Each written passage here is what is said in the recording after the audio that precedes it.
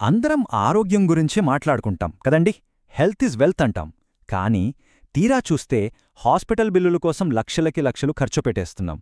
ఇక్కడ ఒక చిన్న ప్రశ్న. మన ప్లేట్ మీద మనం తినే తిండి మీద కాస్తంత దృష్టి పెడితే ఆ టాబ్లెట్లు, ఆ హాస్పిటల్ బిల్లుల నుంచి తప్పించుకోవచ్చు కదా.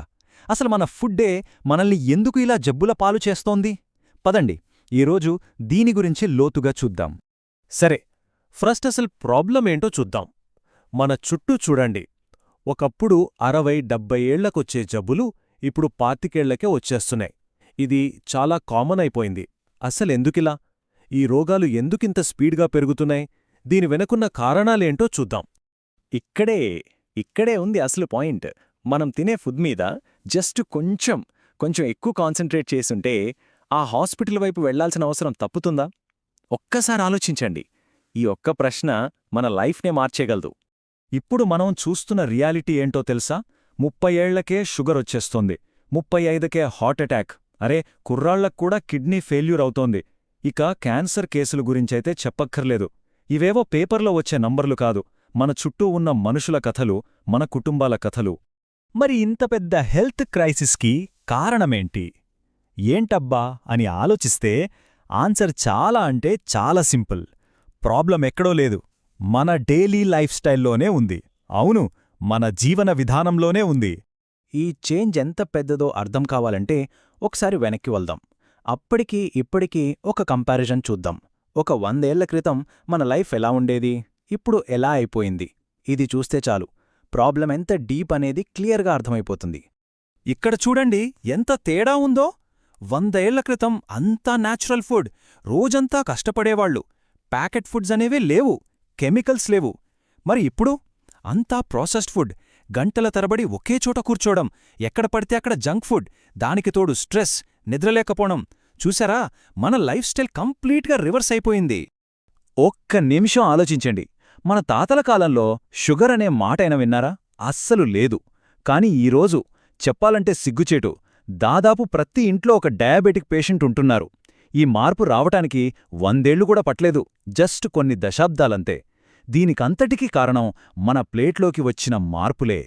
మరి మనం తినే ఈ రిఫైన్డ్ ఫుడ్స్ అంటే ఈ వైట్ రైస్, మైదా, పంచదార, ఇవన్నీ మన బాడీలో ఏం చేస్తున్నాయో తెలుసా? ప్రతిరోజు మన శరీరంలో ఇన్ఫ్లమేషన్ అనే ఒక మంటను సృష్టిస్తున్నాయి.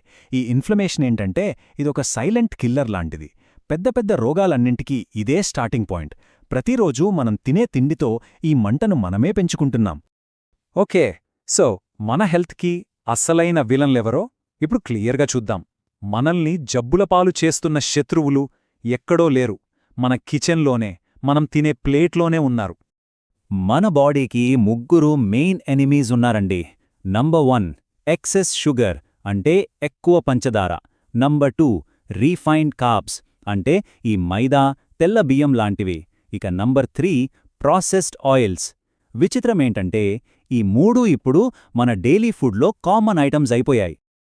ఈ 3 శత్రువులు మన బాడీలో ఒక డేంజరస్ చైన్ రియాక్షన్ని ఎలా స్టార్ట్ చేస్తాయో చూడండి. మనం రోజూ ఇవి తినడం వల్ల బాడీలో ఇన్సులిన్ లెవెల్స్ అమాంతం పైకి లేస్తాయి. దీనివల్ల ఫ్యాట్ స్టోరేజ్ పెరిగిపోతుంది. అక్కడ్నుంచి ఒబేసిటీ అంటే ఊబకాయం, ఆ తర్వాత షుగర్, హార్ట్ ప్రాబ్లమ్స్ అన్నీ లైన్లో వచ్చేస్తాయి. ఇది మాత్రమే కాదు, ఈ 3 కాకుండా మనం తినే ప్యాకెట్ ఫుడ్స్లో ఇంకా చాలా దాగున్నాయి. ఆర్టిఫిషియల్ కలర్స్, టేస్ట్ పెంచే ఫ్లేవర్ ఎన్హాన్సర్స్, పాడవకుండా ఉండేందుకు వాడే ప్రిజర్వేటివ్స్, ఇంకా పెస్టిసైడ్స్. కొన్ని స్టడీస్ ఏం చెప్తున్నాయంటే ఇవన్నీ క్యాన్సర్ లాంటి డేంజరస్ రోగాలకి కారణమవ్వచ్చు. అంటే మనం కేవలం నాలుక రుచి కోసం మన ఆరోగ్యాన్నే రిస్క్లో పెట్టేస్తున్నాం. రైట్, ఇదంతా విన్న తర్వాత మనలో చాలామందికి ఒక డౌట్ వస్తుంది. అబ్బా, హెల్తీగా తినాలంటే బోలెడు ఖర్చవుతుంది కదా అని. కాని నిజం చెప్పాలంటే అది ఒక పెద్ద అపోహం మాత్రమే. అసలు హెల్త్ అనేది కాస్ట్లీనా లేక చీపా? Let's see. చాలామంది మైండ్లో ఫిక్స్ అయిపోయిన ఒక మిత్ ఇది, హెల్తీ ఫుడ్ అంటే చాలా కాస్ట్లీ అని. ఈ ఒక్క థాట్ చాలు చాలామందిని మంచి ఫుడ్ తినకుండా ఆపేయడానికి. కాని అసలు ప్రాబ్లం డబ్బు కానే కాదు. ఈ టేబుల్ చూడండి, మీకే అర్థమవుతుంది. ఒకవైపు హెల్తీ అండ్ చీప్ ఫుడ్ అంటే మన మిల్లెట్స్, మన లోకల్ కూరగాయలు, ఆ సీజన్లో దొరికే పండ్లు, పల్లీలు, శనగలు. మరోవైపు unhealthy and expensive fast food, Swiggy, Zomato ఆర్డర్లు, బేకరీ ఐటమ్స్, కూల్ డ్రింక్స్. చూసారా మన ప్రయారిటీస్ ఎలా రివర్స్ అయిపోయాయో? ఈ చార్ట్ చూస్తే అసలు నిజం కళ్లకు కట్టినట్టు కనిపిస్తుంది.